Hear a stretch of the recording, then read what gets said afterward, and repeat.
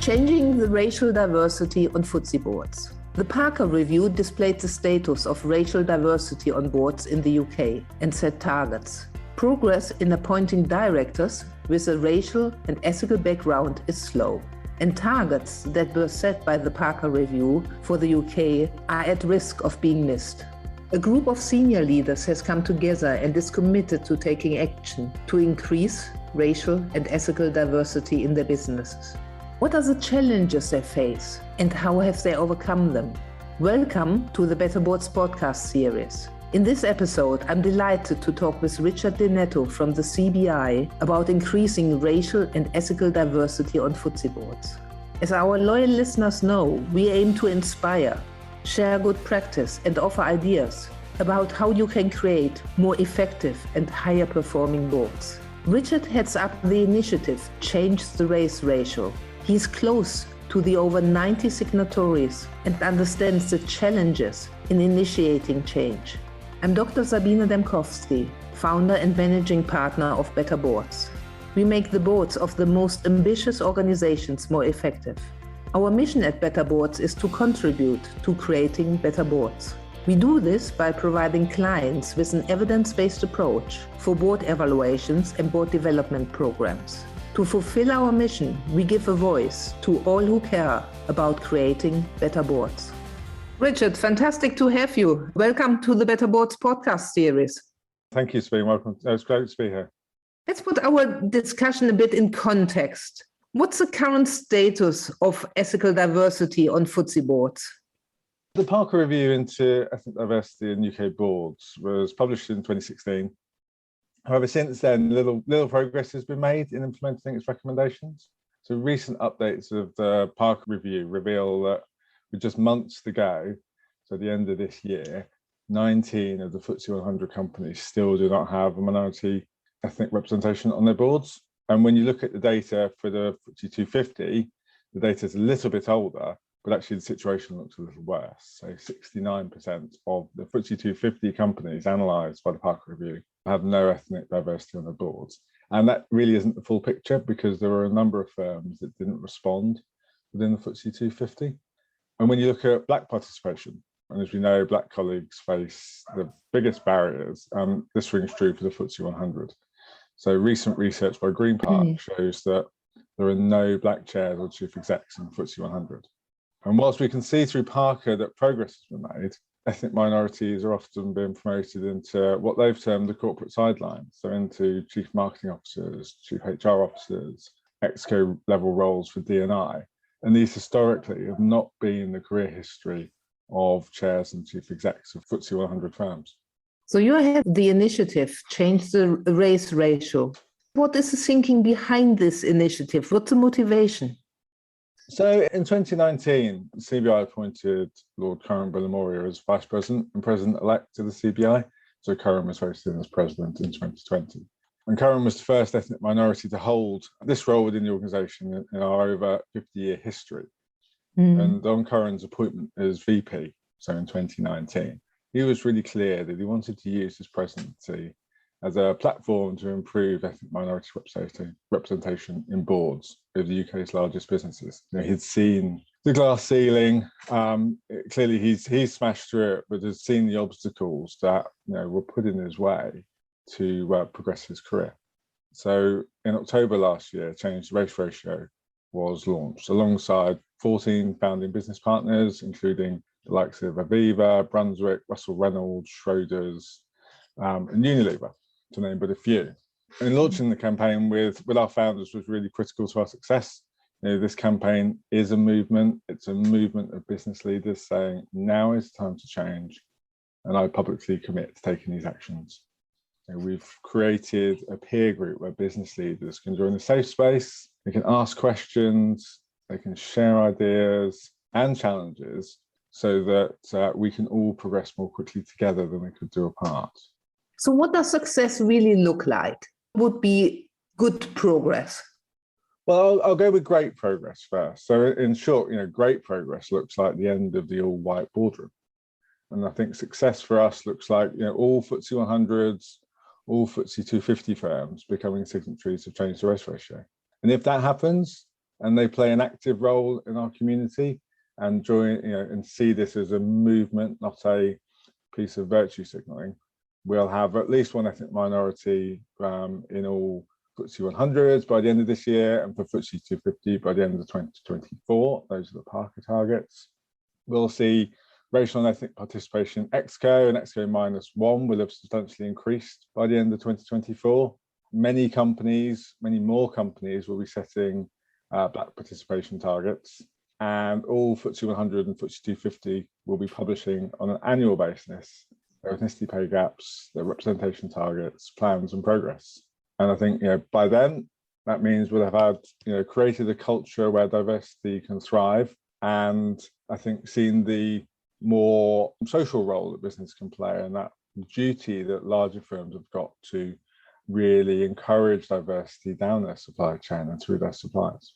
I mean, I see now when I conduct these board evaluations, diversity and inclusion is really on the agenda. And a lot of boards have really good intentions. So have your signatories. I mean, they're now fantastic organizations, household names signed up to the initiatives. So they all have good intentions, but we all know that initiating real change and making things happen is always a different story, of course. What are the challenges you hear most often about? Yeah, no, that's a great question. I think it's important to acknowledge that all signatories, in fact, all businesses are at different stages, and the challenge will vary on size, sector, and geographical location. However, I think for me, through conversations that I've had, three enduring challenges prevail. One is this fear of doing or saying the wrong thing. A few years ago, Dr. Doyen coined the term race fluency. And having confidence to talk about race isn't just for the board, but it's one they can't shy away from either.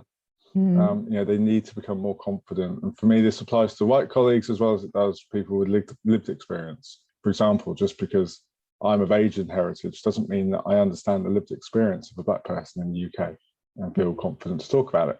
I think secondly, the thing I hear is we'd like to improve the diversity of our boards, but we just can't find the candidates. And I heard this very often as well. You scoff, but it is a common one. And third is data. The absence of really good data or representation means that businesses don't have a clear idea of the issue they're trying to solve and how the changes impact minority groups as a whole and individual minority groups. And the third one? The third one being data. So the absence of really good data on representation means that businesses don't have a clear idea of the issue they're trying to solve and how changes impact minority groups. So when you hear these challenges, can you give our listeners maybe some really good real-life examples how organizations have overcome these challenges? Yes, absolutely. So I think when you look at race fluency, there are obviously many things that you can do, but one thing that we're hearing some really good progress on from signatories is this concept of reverse mentoring. Progressive leaders are actively seeking out opportunities to listen to and to better understand the experience of ethnic minorities, both in their workplace, but also in the society as a whole. This helps the leaders to better understand the barriers minority groups face, a safe space to ask questions, build their understanding. And it's also a really good development opportunity for the person doing the mentoring in this situation.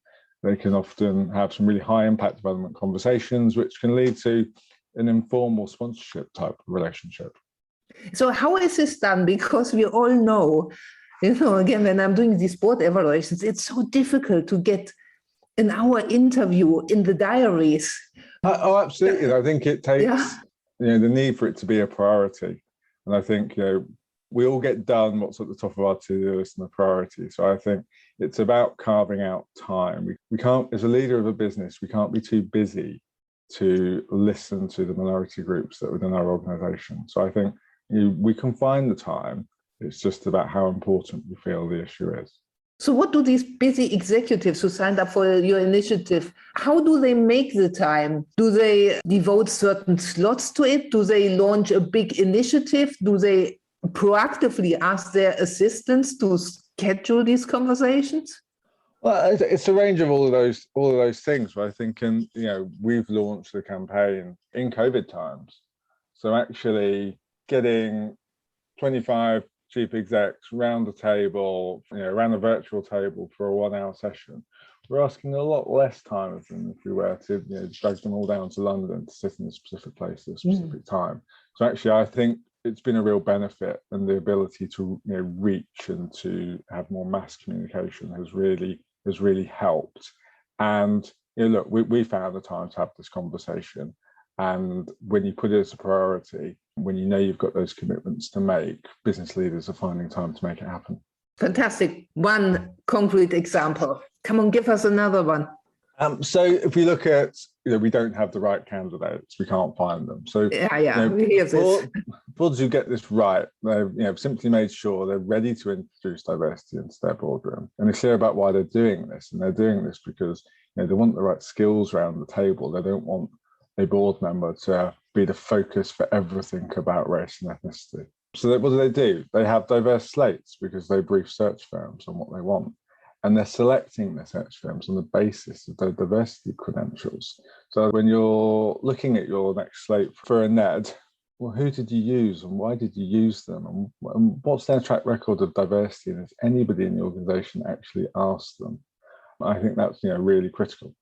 But I think also what came out of some recent conversations we had in the Chief Exec Forum is this principle of a board observer, so a voice without a vote. And the organisations that have done this were able to bring in more diverse voices. They didn't have to wait for a board slot to come up. They could offer a 12-month programme for a board observer to come in, sit with the board, get a bit of mentoring from the chair or one of the chairs of the REMCO, for example. And it gives those candidates that perhaps don't have the FTSE 100 or 250 experience that exposure to what it means to be a NED for a listed business. And it gives that board the diversity of thought it's looking for. And ultimately, what we've found is that those people going through that board observer role have either gone and taken NED positions where they've been observer or have taken NED positions elsewhere. Well, fantastic. Do you have another one for us? So on data, there's no magic bullet, but it's just about getting started. I think businesses worry that, employees won't fill out the form because we rely on self-disclosure, or the results just won't be very good. Well, the latter isn't a very good reason to not do something, because you can only change what you know. So firms that have got data collection right have put the basics in place. A leader who talks about race within the workplace, employee resource groups that are in place, a basic race action plan with intent and actions in place that's up to date. I think that's really crucial. If you've set out a bunch of principles, some targets, some plans that you're going to do about race, and you did that 2 years ago and you haven't updated it and you haven't gone back to the workforce about how you're doing on it, actually, when you next ask them something about race, they're going to be really less likely to engage. Like, well, what's different? What's changed? Why am I going to do this now? So make sure, I suppose, those hygiene factors are in place. And all employees, including white colleagues, need to know, well, why are you collecting the data? Who will see the data? What will you do with it? What decisions will this inform? So once you have that, then actually you have the trust in the workforce. And I was just talking to a signatory who's recently joined, and they started their data collection journey this year. They had good basics in place, but they'd never collected the data from ground zero of no ethnicity data in a 6,000 person business. They're at 83% disclosure within 1 year. That's way beyond their expectations, and at a point where actually you are ready to report.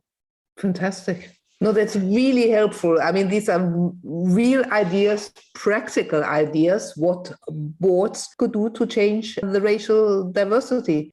What are the 3 things listeners should take away from this podcast? So the 3 things for me, so the age-old adage applies, what gets measured gets done. So make sure you've got targets in place and that your board and your exco team, incentives are linked to those achievements against race and diversity. Improving diversity in your business and your board is a board level issue. It requires your board's attention. Use the skills and resources of your organization's ESG, ED&I teams, champion and support them and challenge them, but don't just delegate. You need to take ownership of this. And thirdly, you won't always know the solutions. Get comfortable with being uncomfortable. Develop a peer network that you can count on for help and support. Fantastic, Richard. Thank you so much for contributing. Brilliant. Thank you, Sabine. Really enjoyed it. I hope if anyone listens to this podcast in 5 years' time, they will say, why did they do a podcast about this topic? As long as we need to talk about it, it is an issue. And I hope one day we all don't. How can we help you and your board to become more effective? We at Better Boards are always delighted to hear from you. Get in touch. You can best reach us on info@better-boards.com. Thank you for listening.